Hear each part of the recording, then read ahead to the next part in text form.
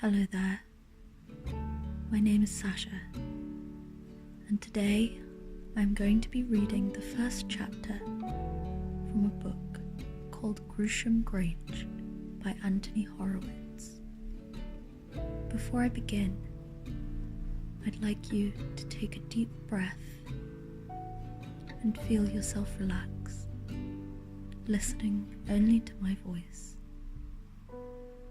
Any sounds from around you, people talking, traffic driving by, only goes to relax you more and more as you listen now.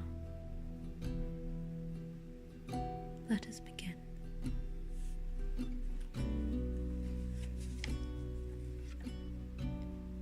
Chapter 1.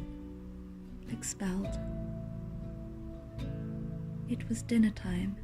At 3, we're not amused.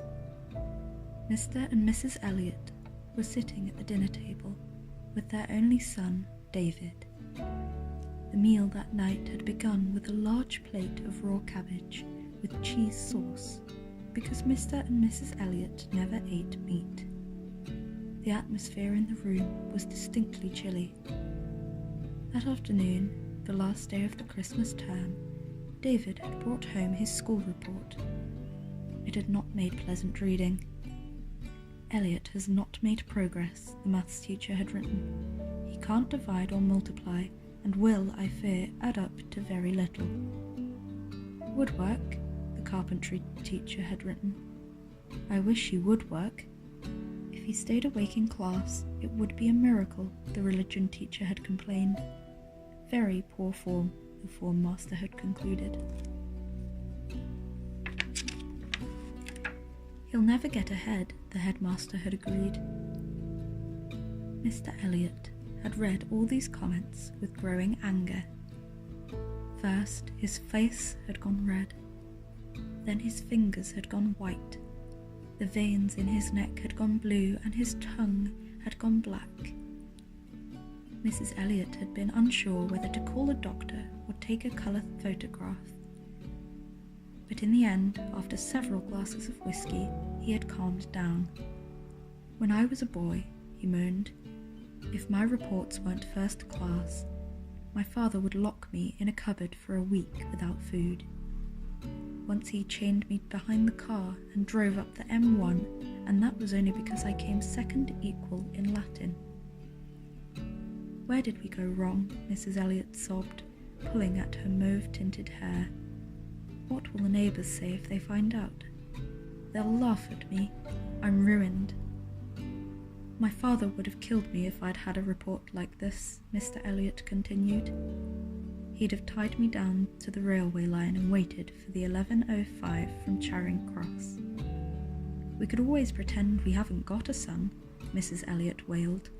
We could say he's got a rare disease. We could say he fell off a cliff. As you will have gathered from all of this, Mr. and Mrs. Elliot were not the best sort of parents you could hope to have.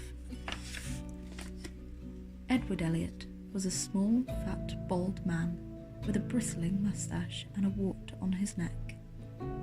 He was the head of a bank in the city of London. Eileen Elliot was about a foot taller than him, very thin, with porcelain teeth and false eyelashes. The Elliots had been married for 29 years and had 7 children. David's 6 elder sisters had all left home. 3 of them had married, 3 of them had emigrated to New Zealand. David had been sitting at the far end of the polished walnut table, eating a polished walnut, which was all he had been given. He was short for his age, and also rather thin. This was probably the result of being brought up on a vegetarian diet without really liking vegetables. He had brown hair, green-blue eyes, and freckles. David would have described himself as small and ugly. Girls found him cute, which in his mind was even worse. For the last half hour, his parents had been talking as if he wasn't there. But as his mother served up the main course, leek and asparagus pie with grated carrot gravy, his father turned, stared at him with a twitching eye. "David," he said, Your mother and I have discussed your report, and we are not pleased. We are not, Mrs. Elliot agreed, bursting into tears. And I have decided that something must be done. I tell you now, if your grandfather was still alive, he'd have hung you upside down by your feet in the refrigerator. That's what he used to do to me if I so much as sneezed without asking permission. But I have decided to be a little less severe. That's right, your father's an angel, Mrs. Elliot sniffed into her laced handkerchief. I have decided, as far as you're concerned, to cancel Christmas this year. There will be no stocking, no presents, no turkey, and no snow. No snow? Mrs. Elliot queried. Not in our garden. If any falls, I shall have it removed. I have already torn December 25th out of my diary. This family will go from December the 24th to December 26th. However, we shall have 2 December 27ths to make up for it. I don't understand, Mrs. Elliot said. Don't interrupt me, my precious, Mr. Elliot said, hitting her with a spoon. If it weren't for your mother, he went on, I would also give you a sound beating. If you ask me, there's not enough caning in this house. I was caned every day when I was a child, and it never did me any harm. It did do you a bit of harm, Mrs. Elliot muttered in a low voice. Nonsense. Mr. Elliot pushed himself away from the table in his electric wheelchair. It made me the man I am. But darling, you can't walk. A small price to pay for perfect manners. He turned the motor on and rolled towards David with a soft, wheezy noise.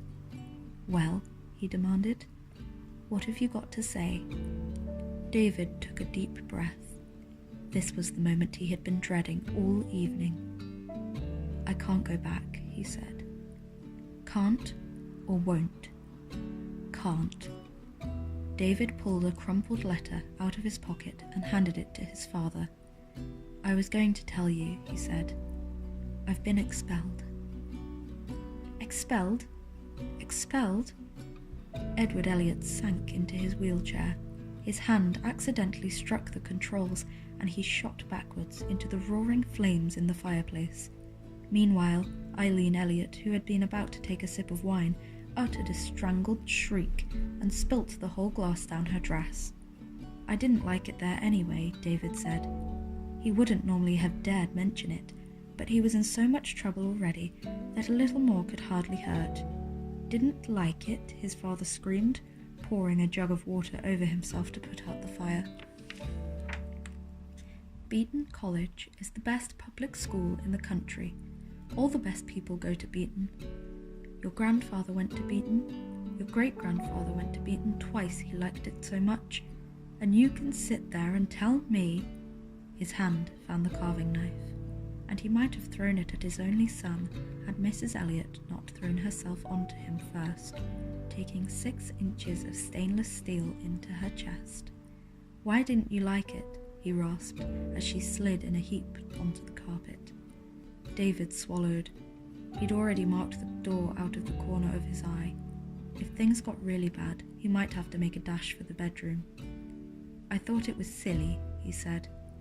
I didn't like having to say good morning to the teachers in Latin. I didn't like cleaning other boys' boots and wearing a top hat and tails and having to eat standing on one leg just because I was under 13. I didn't like not having any girls there. I thought that was weird. And I didn't like all the stupid rules. When I was expelled, they cut my tie in half and painted my jacket yellow in front of the whole school. But that's tradition, Mr. Elliot screeched. That's what public schools are all about. I loved it at Beaton. It didn't bother me that there were no girls. When I married your mother, I didn't even know she was a girl. It took me 10 years to find out. He reached down and plucked the carving knife out of Mrs. Elliot, then used it to tear open the letter. He read,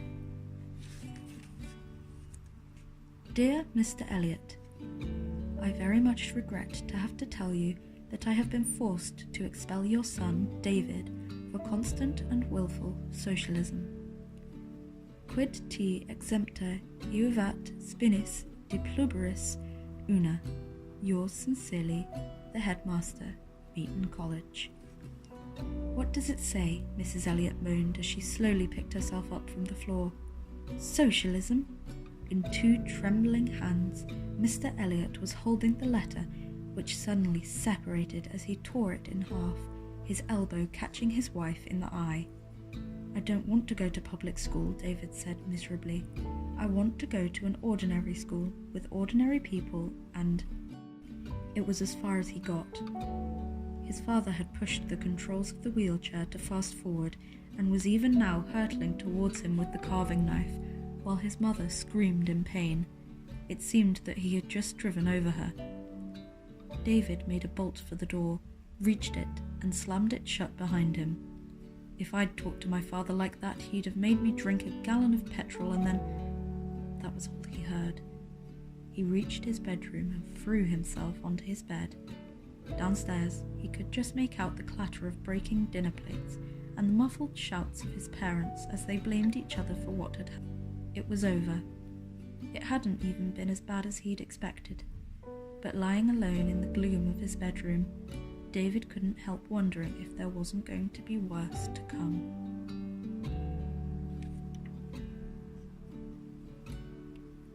That's the end of the first chapter. Thank you for listening. Goodbye.